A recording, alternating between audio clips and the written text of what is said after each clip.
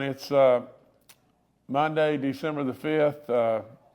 We've had an additional 22 deaths. We're up to 7,627 deaths in West Virginia. Since the last time we met, we've had an additional 22. But please join me in prayer and support, and to not let these people feel alone, please. The 7,606th death is an 80-year-old male from Wood County. The 7,607th death, a 63-year-old male from Mason County. And one thing I want to do, I want to be sure that we go back and check the final total here, because it seemed to me like, that at our last time the number was 7,611 that we'd lost, but I want to double check that when we're done. But nevertheless, these are the people that we've lost since we've been together. The 7,608th death, a 72-year-old female from McDowell County. The 7,609th death, a 78-year-old male from Cabell County. The 7,610th death, a 56-year-old female from Harrison County. The 7,611th death, a 95-year-old female from Braxton County. The 7,612th death, an 80-year-old male from Braxton County. The 7,613th death, a 62-year-old female from Kanawha County. The 7,614th death, a 61-year-old female from Kanawha County. The 7,615th death, an 85-year-old male from Braxton County. The 7,616th death, an 86-year-old male from Kanawha County. The 7,617th death, a 77-year-old male from Wood County. The 7,618th death, an 85-year-old male from Brooke County. The 7,619th death, an 87-year-old female from Putnam County. The 7,620th death, an 86-year-old female from Marion County. The 7,621st death, a 73-year-old female from Raleigh County. The 7,622nd death, an 87-year-old male from Ohio County. The 7,623rd death, a 91-year-old female from Ohio County. The 7,624th death, a 42-year-old female from Berkeley County. The 7,625th death, a 72-year-old female from Berkeley County. The 7,626th death, a 93-year-old male from Cabell County. The 7,627th death, an 82-year-old female from Putnam County. And like I said during the briefing, I want to double check that we've got these totals right. But nevertheless, please keep all these folks in your prayers. Active cases, 903. New positive cases, 590. Daily positivity rate, because we must have not tested much, 6.19. Our cumulative rate has dropped a little bit. It's at 8.53. Recovered cases, 607,392. There's 162 people hospitalized in West Virginia, 20 in the ICU units and 7 on ventilators. You can see that most of our counties are green. That's good. There's still a few yellow and everything. We'd like to get them all green. I remind you about getting your booster shots. I remind you about getting your vaccines. Please take that to heart, especially if you're 50 and older. And I also remind you to get your flu shot. It's really, really, really important. Our numbers continue to slowly but surely get better, and we've got great response. 65 and older, we surely need to do better on our boosters, but we'll just keep at it. All the information on the vaccine calculator is up on our website, as well as the COVID-19 vaccine info line. We've got 40 outbreaks in our long-term care facilities, none in our church community, 24 inmates, and 7 staff cases. I tell you all the time about the Homeowners Assistance Program. It's still available to you. Absolutely take advantage. Please just call us. Call us, and we'll see if we can get you qualified. It could really mean significant dollars to you. I remind you about giving blood. It's really important. It's really, really important to all of us, but especially the Red Cross. And so check with your physician, and please at least consider. From the standpoint of our November revenue numbers are still out of sight. Absolutely, it's just great, great, great news to West Virginia. It just keeps on coming and everything in every way. It doesn't mean it is here forevermore, but we've put West Virginia on a good path, and West Virginia is doing well. And we don't want to blow our blooming legs off. That's all there is to it. But another $112.7 million above estimates. It puts us at a record to date, or a year to date record collections at $687.5 million above estimates. Almost $700 million above estimates. It's amazing. It is absolutely just wonderful. And I can remind you over and over and over that without any questions, the voters, in our last election spoke really clearly, did they not? They said that they absolutely want us to deliver tax cuts and deliver tax cuts to the absolute hardworking West Virginians. I hope and pray that we'll absolutely be successful in that. We've got to have the Senate, we've got to have the House, and myself. And literally, I'm all in delivering tax cuts to absolutely our hardworking West Virginians in every way. These surpluses are incredible, but there's no guarantee they're just going to stay there forevermore.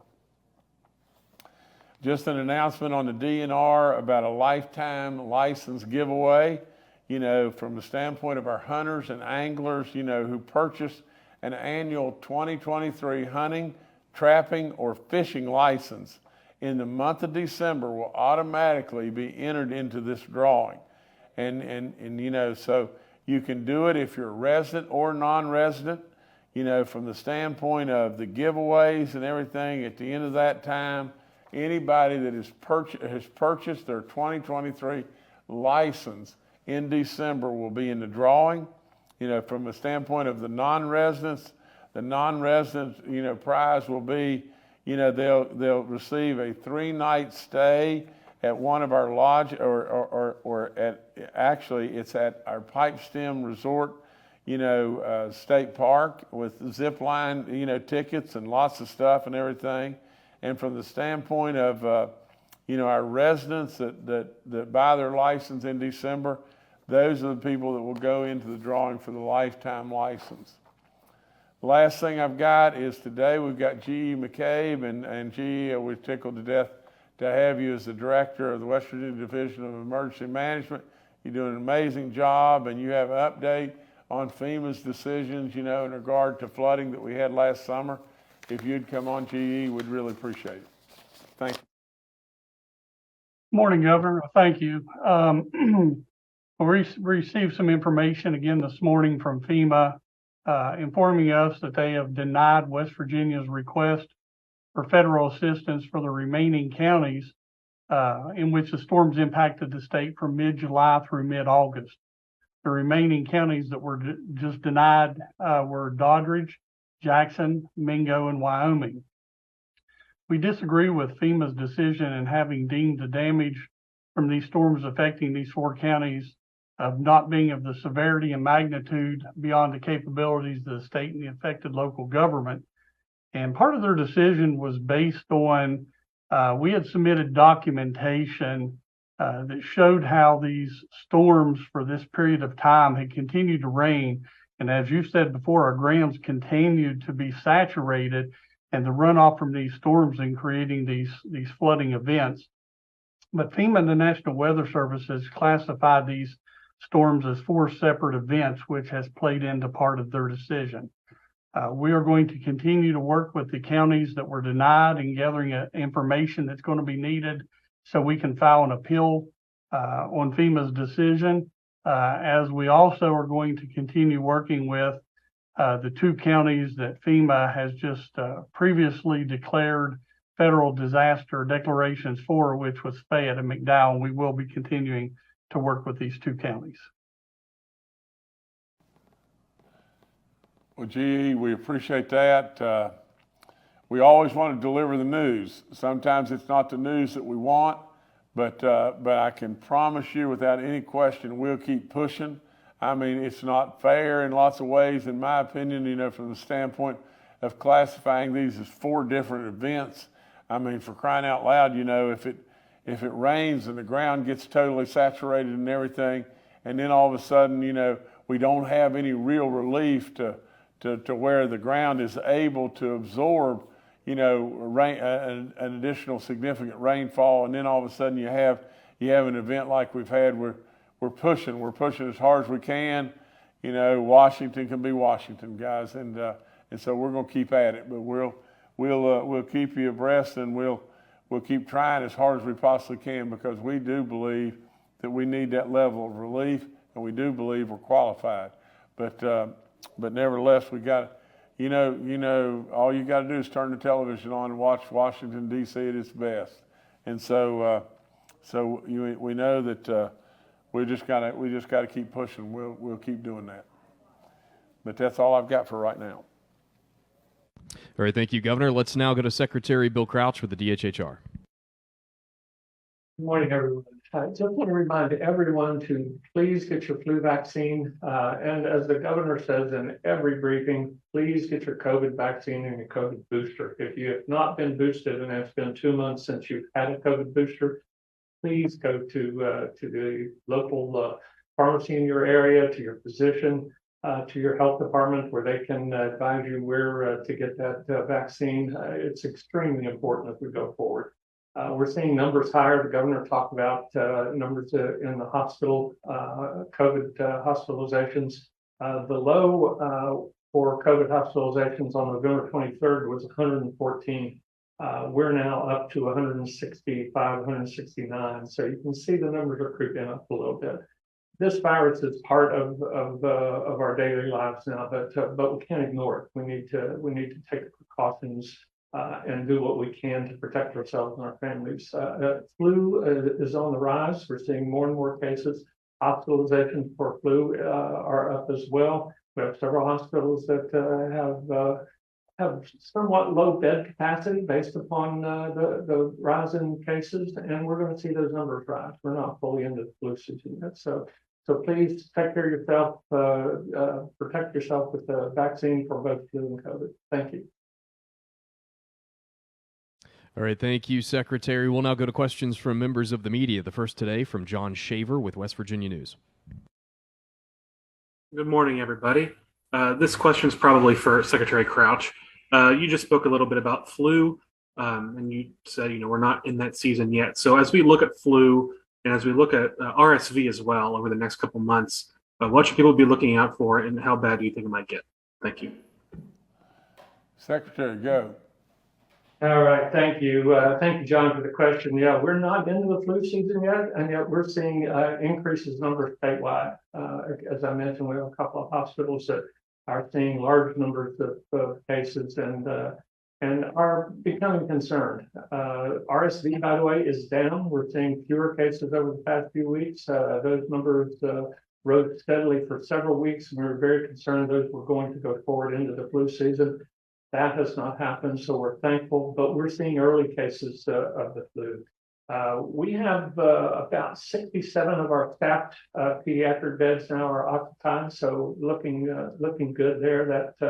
That's been a concern, but again, that's not as much of a concern right now as the growing cases of influenza. So parents should be very thoughtful in terms of their children's cases or influenza symptoms, and if there's any question, take the child to your physician and have them checked. We want to detect these cases early, but please get vaccinated for influenza.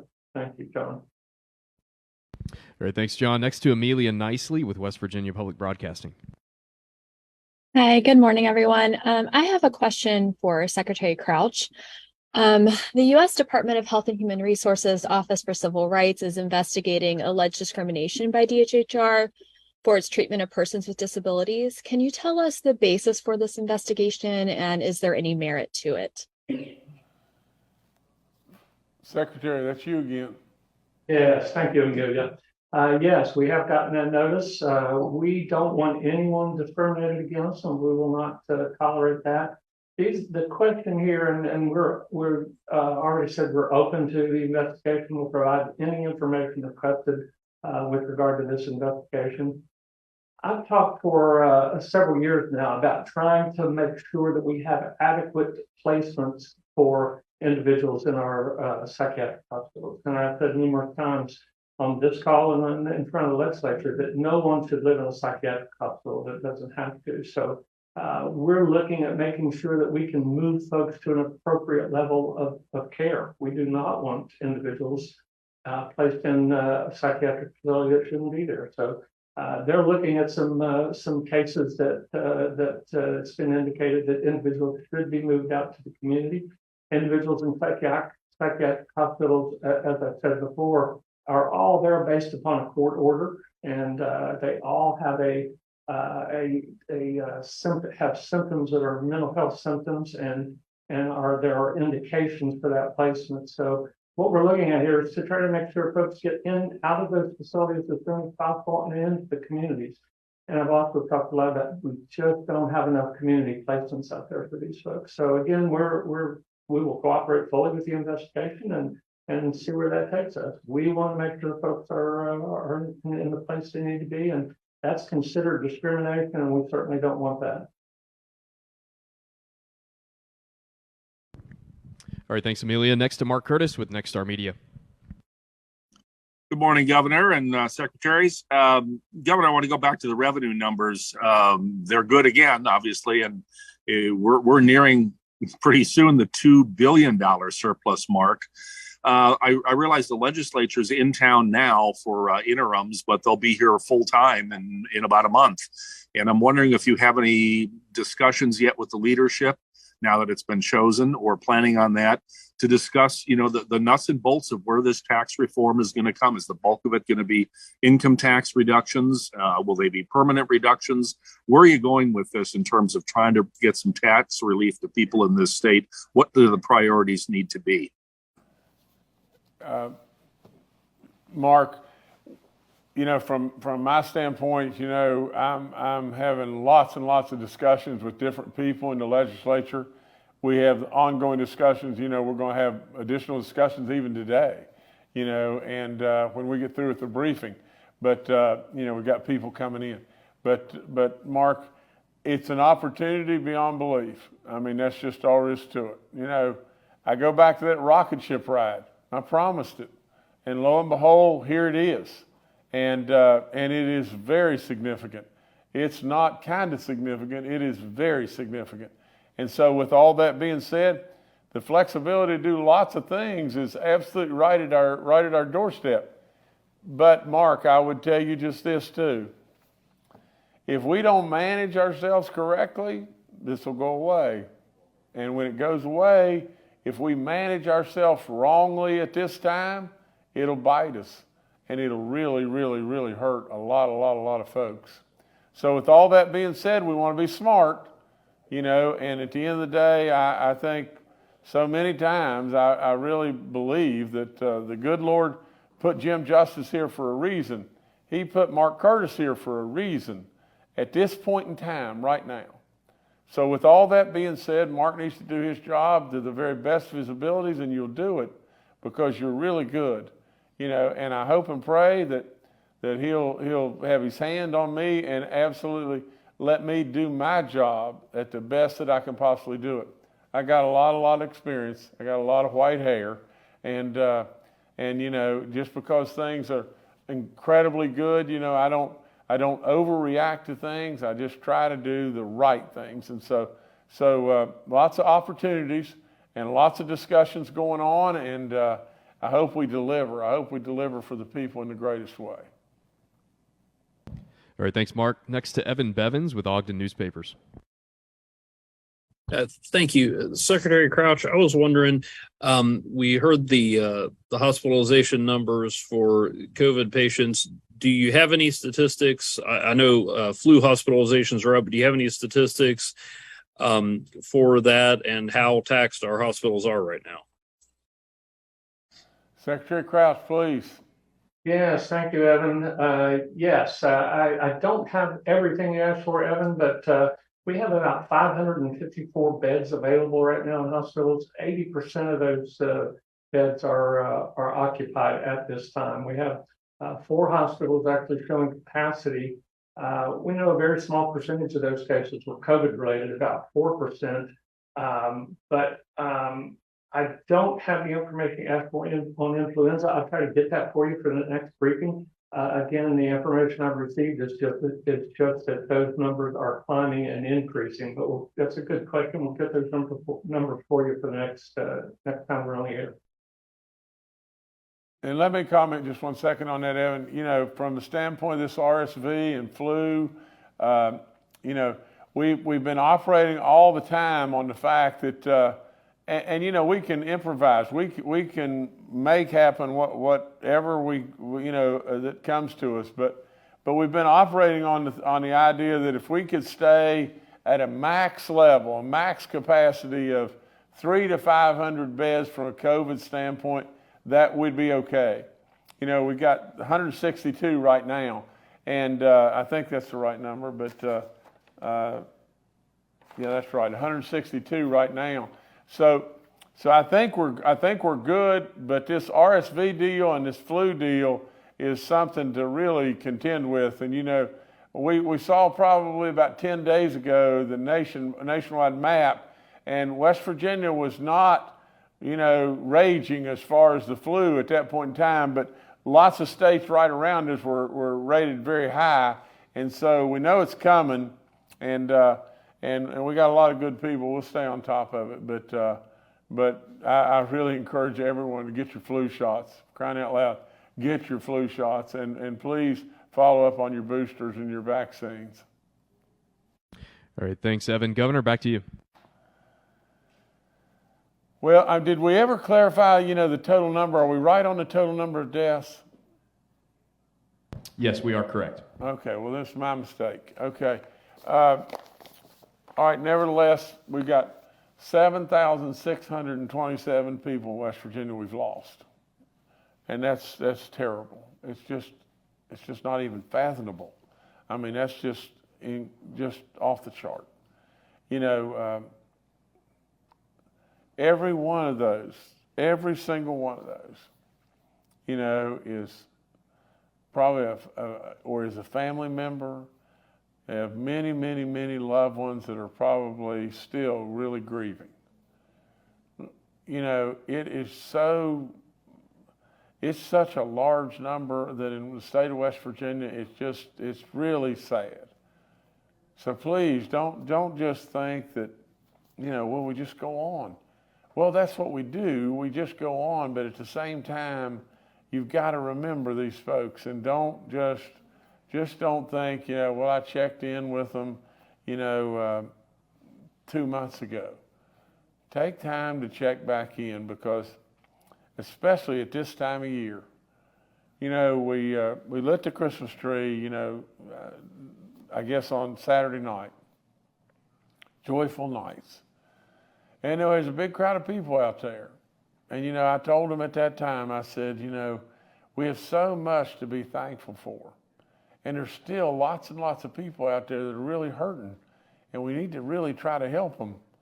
We absolutely need to make sure that nobody in West Virginia goes hungry. You know, so there's so much still to do.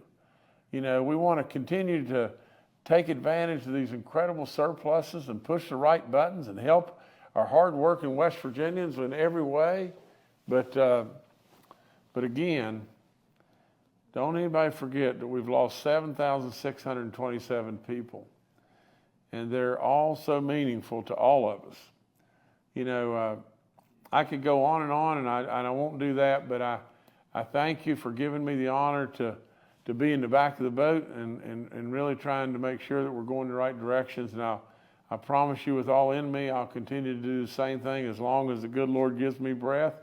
I'll be right here just paddling and making sure that we keep on the right path. So thank you so much.